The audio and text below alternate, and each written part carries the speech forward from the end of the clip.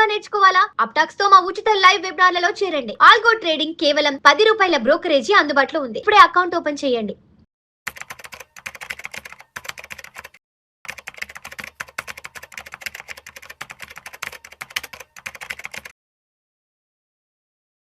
నమస్తే, welcome to Suman TV. నేను విష్ణు. ప్రస్తుతం నాతో పాటు AMFI registered mutual fund distributor Bonugala Salman గారు ఉన్నారు. సార్తో మాట్లాడదాం. సాల్మన్ గారు నమస్తే సార్. నమస్తే అండి విష్ణు గారు. సాల్మన్ గారు, ఒకసారి ఇవాళ మార్కెట్ క్లోజింగ్ ఎక్కడో చూద్దాం. ఇవాళ డేటు 26 మే ట్యూస్డే సార్. మార్కెట్ క్లోజింగ్ చూద్దాము. సెన్సెక్స్ విషయానికి వస్తే 479 పాయింట్ల నష్టంతో 76,009 వద్ద క్లోజ్ అయింది. నిఫ్టీ విషయానికి వస్తే 118 పాయింట్ల నష్టంతో 23,913 వద్ద క్లోజ్ అయింది. బ్యాంక్ నిఫ్టీ విషయానికి వస్తే 200 పాయింట్ల నష్టంతో 55,092 వద్ద క్లోజ్ అయింది. సో మొత్తానికి ఇవాళ మంగళవారం నాడు మార్కెట్లు గట్టిగానే ఫాల్ అవ్వడం జరిగింది. ఇవాళ మార్కెట్ ఫాల్ని ఏ విధంగా చూడాలి అంటారు? ఇవాళ ఫాల్కి ఎటువంటి కారణాలు దోహదపడుతున్నాయి మార్కెట్ వెనుక? ఏం లేదండి విష్ణు గారు. ఫస్ట్ థింగ్ ఏమిటంటే, నిన్న మంచి ర్యాలీ వచ్చింది. అంటే ఇరాన్, ఇజ్రాయెల్ అండ్ అమెరికా మధ్య పీస్ టాక్స్ నడుస్తున్నాయి కాబట్టి యుద్ధం ఎండ్ అవుతుందేమో అన్న ఉద్దేశంతో నిన్న సెంటిమెంట్గా మంచి కొనుగోలు జరిగినాయి. మార్కెట్ కూడా గత కొంతకాలంగా డిస్కౌంట్లో ఉండటం వల్ల కొంచెం వాల్యూస్ అన్నీ కరెక్ట్ అయి ఉండటం వల్ల నిఫ్టీ కావచ్చు, నిఫ్టీ నెక్స్ట్ 50 కావచ్చు, అన్ని బ్యాంక్ నిఫ్టీ కాబట్టి రీజనబుల్ వాల్యుయేషన్స్లో వస్తున్నాయి. కాబట్టి మన డొమెస్టిక్ ఇన్వెస్టర్స్ స్ట్రాంగ్ సపోర్ట్తో మార్కెట్స్ నిన్న బాగా పుంజుకుని 1000 పాయింట్ల పైన సెన్సెక్స్ పెరిగింది. సో జనరల్గా ఏమిటంటే, ఎప్పుడు కూడా మార్కెట్స్ పెరిగిన తర్వాత ప్రాఫిట్ బుకింగ్ అనేది చాలా సహజం, సర్వసాధారణం. నెక్స్ట్ అయితే ఈరోజు ప్రాఫిట్ బుకింగ్ ఎందుకు చేశారంటే, మెయిన్ కారణం యుద్ధం దగ్గర మళ్ళీ కొంచెం వార్ ఎస్కలేట్ అవుతుంది అన్నది ఒక వార్త వచ్చింది. అంటే అమెరికా కొంత బాంబ్స్ వేయటం కావచ్చు ఇరాన్ మీద, అంటే పీస్ టాక్స్ డిస్టర్బ్ అయినట్టుగా ఒక వార్త వచ్చింది. అంటే ఈ శాంతి ఒప్పందానికి సంబంధించిన చర్చలు నడుస్తున్న వేళ మళ్ళా సోమవారం నాడు మళ్ళా అమెరికా ఒక్కసారిగా సమయం సందర్భం లేకుండా మళ్ళీ ఇరాన్ మీద అటాక్ జరిగింది. ఎందుకంటే ఆదివారం డెడ్ లైన్ పెట్టాడు ఎవరు, ట్రంప్ గారు. మీరు ఖచ్చితంగా చర్చలకు వచ్చి ఒక ఇది చేసుకోవాలి, అగ్రిమెంట్ చేసుకోవాలి, లేదంటే అని బెదిరించే ధోరణి చేశారు. సో అందుకని సోమవారం మళ్ళీ బెదిరింపు ధోరణిలో ఆయన ఎస్కలేట్ చేయటం వల్ల ఏమైందంటే, సరే వచ్చిన ర్యాలీని మిస్ కాకూడదని ఇప్పుడు మనకి లాంగ్ టర్మ్ ఇన్వెస్టర్స్ ఉంటారు, షార్ట్ టర్మ్ ఇన్వెస్టర్స్ ఉంటారు. Short term investors profit book చేసుకుంటారు. సో ప్రధాన కారణం ఏమిటంటే, ఒకటి ప్రాఫిట్ బుకింగ్, రెండోది ఎందుకు ఈరోజు డౌన్ అయిందంటే వార్ ఎస్కలేషన్. అంటే మళ్ళీ పీస్ టాక్స్ మళ్ళీ ఏమైనా వెనకంచబడతాయేమో, మళ్ళీ యుద్ధం ఏమైనా కొనసాగుతుందేమో. యాక్చువల్గా ఏంటంటే, క్రూడ్ ఆయిల్ నిన్నటితో పోలిస్తే ఈరోజు క్రూడ్ ఆయిల్ పర్ బ్యారెల్ తగ్గింది. $98 పర్ బ్యారెల్ వచ్చింది. యాక్చువల్గా నిన్న అయితే 104 ఉంది, అంతకుముందు అయితే 110 వరకు కూడా ఉంది. అంటే జనరల్గా ఏమిటంటే, మళ్ళీ యుద్ధం ఎస్కలేట్ అయితే ఏమైందంటే క్రూడ్ ఆయిల్ పరిస్థితి ఏమవుతుందో, క్రూడ్ ఆయిల్ రేట్ పెరుగుతుందేమో, క్రూడ్ ఆయిల్ పెరిగితే ఏమైతే మార్కెట్ స్టవ్ అవుతుంది. ఇది ఒక కారణం. లాస్ట్ ఫోర్త్ వన్ ఏమిటంటే F&O ఎక్స్పైరీ ఈరోజు. జనరల్గా ఏంటంటే, మనకు తెలిసిన విషయం ఏంటంటే, future and options expiry date ఉన్నప్పుడు మార్కెట్స్ విపరీతంగా హ్యూజ్ వాలటిలిటీ ఉంటాయి. ఈ 4 కారణాల వల్ల, ఒకటేమిటి ప్రాఫిట్ బుకింగ్, సెకండ్ యుద్ధం ఇంకా ఎండ్ అవుతుందో లేదో అనే ఒక కారణం, సందేహాలు, మూడోది ఏంటంటే క్రూడ్ ఆయిల్ ప్రైసెస్ ఏ విధంగా ఉంటాయి. అంటే ఒక్కసారి యుద్ధం ఆగిందంటే జనరల్గా ఏంటంటే క్రూడ్ ఆయిల్ సప్లై ఎక్కువ, డిమాండ్ తక్కువ, ప్రపంచవ్యాప్తంగా అన్నీ సెట్ అయిపోతాయి. క్రూడ్ ఆయిల్ ఇబ్బంది వల్ల ప్రపంచవ్యాప్తంగా ఇబ్బంది పడుతున్నారు అందరూ.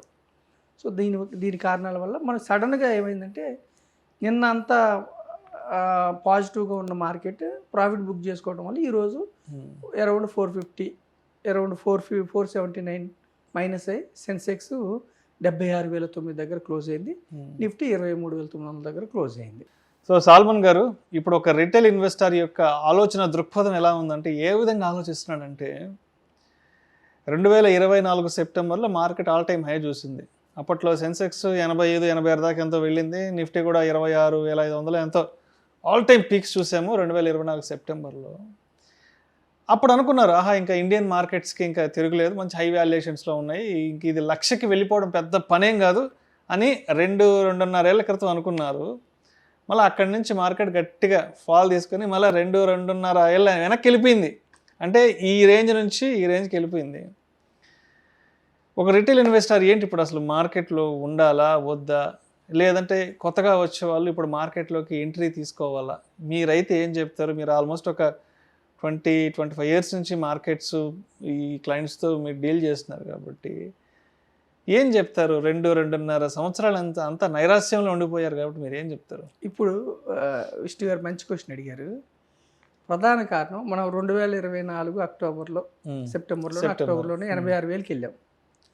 తర్వాత ఏమైంది, అక్కడి నుంచి కంటిన్యూస్గా ఫాలో అవుతూ ఉంది.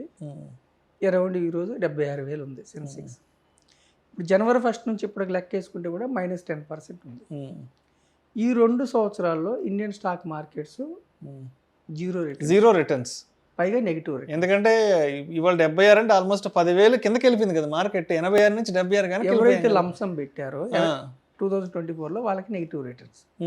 సిప్ పెట్టిన వాళ్ళకి కొంతవరకు బెటర్. ఎందుకు, ఏమిటి ప్రధాన కారణం?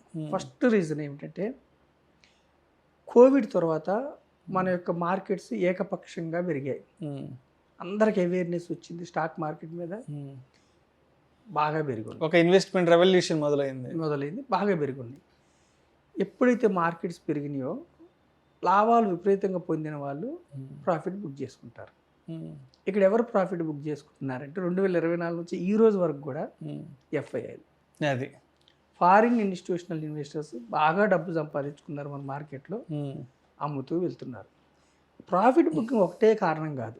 రెండో కారణం ఏమిటంటే విష్ణు గారు, ప్రపంచవ్యాప్తంగా మిగతా గ్లోబల్ మార్కెట్స్ అన్నీ పెరిగినాయి ఈ 2 ఏళ్లలో. అన్ని పాజిటివ్లోనే. రష్యా తప్ప, రష్యా కంటే యుద్ధం నడుస్తుంది కాబట్టి అన్ని పాజిటివ్ ఉన్నాయి. యుఎస్ఏ నాస్డాక్ కావచ్చు, డౌజోన్స్ కావచ్చు, జర్మనీ మార్కెట్స్ కావచ్చు, జపాన్ మార్కెట్స్ కావచ్చు, ఇండోనేషియా కావచ్చు, థాయిలాండ్ కావచ్చు, ఎక్సెప్ట్ ఇండియా తప్ప కొరియన్ మార్కెట్స్ అయితే ఈ జనవరి 1 నుంచి ఇప్పటి వరకు 70% పెరిగాయి. లాస్ట్ ఇయర్ కూడా 70%. ప్రధాన కారణం ఏమిటంటే ఏఐ స్టాక్స్, ఒక 13 ఏఐ స్టాక్స్ ఈ ప్రపంచ మార్కెట్స్ని లీడ్ చేస్తుంది. మన దగ్గర ఏఐ స్టాక్స్ లేవు. పైగా ఏఐ వల్ల మన యొక్క సాఫ్ట్వేర్ రంగం దెబ్బతింటుంది, ఉద్యోగాలు పోతాయి. ఇంకా మన యొక్క ఐటీ ఇండెక్స్ డౌన్ అయింది 20%. మూడవది ఏంటంటే వాల్యుయేషన్స్ ఏకపక్షంగా పెరగటం వల్ల మన యొక్క వాల్యుయేషన్స్ హైలో వెళ్ళాయి.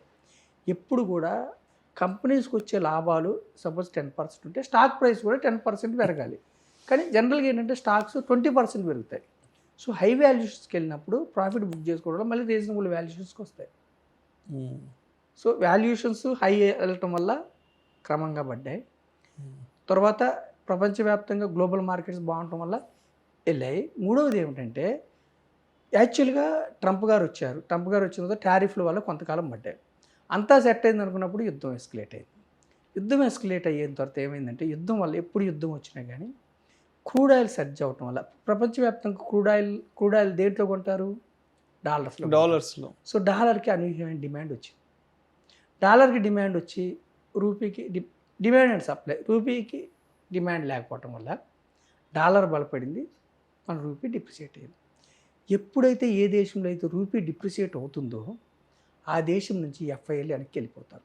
ఎప్పుడైతే యుద్ధం వస్తుందో, జనరల్గా ఇప్పుడు మనమైనా రోడ్డు మీదకి వెళ్ళాము, బయట అలజడి ఉందనుకోండి, అలజడి ఉంది, ఇంటికి ఎప్పుడు చేరుకుంటాం.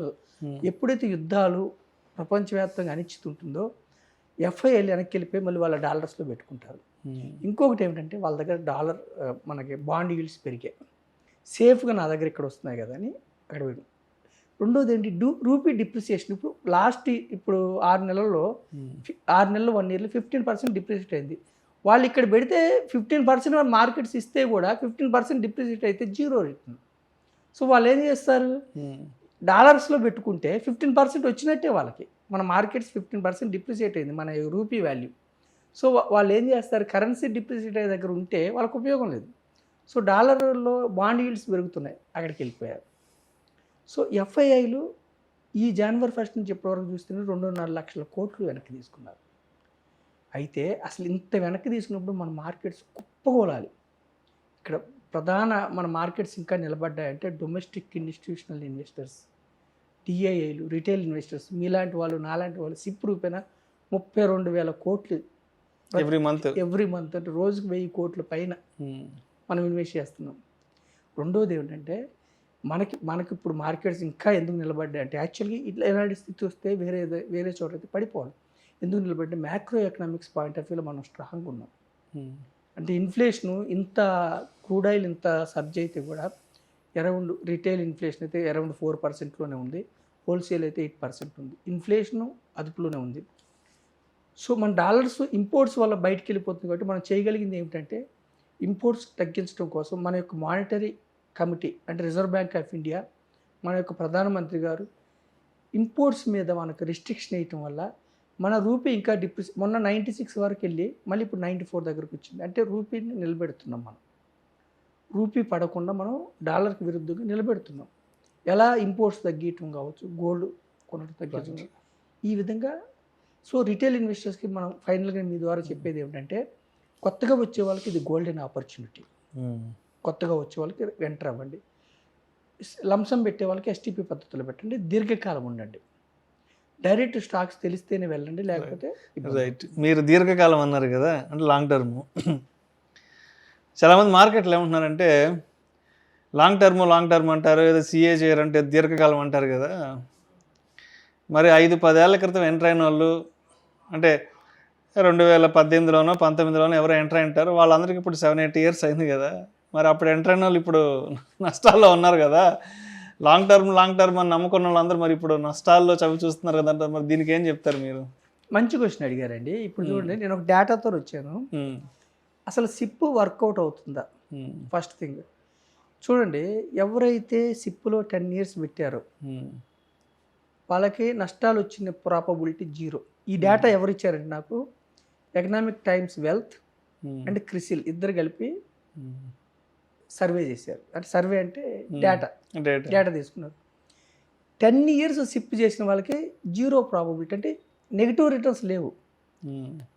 2011 నుంచి 2026 వరకు ఏ ఫండ్స్ కూడా చెప్తున్నాను నేను, డైవర్సిఫైడ్ ఫండ్స్, సెక్టార్ ఫండ్స్ కాదు. ఒక ఫార్మా సెక్టారో ఒక ఐటీ సెక్టారో అలా కాదు. డైవర్సిఫైడ్ అంటే అన్ని రంగాల్లో పెట్టే మ్యూచువల్ ఫండ్స్లో ఎవరైతే మోర్ దాన్ 10 ఇయర్స్ ఉంటే 0 ప్రాబబిలిటీ.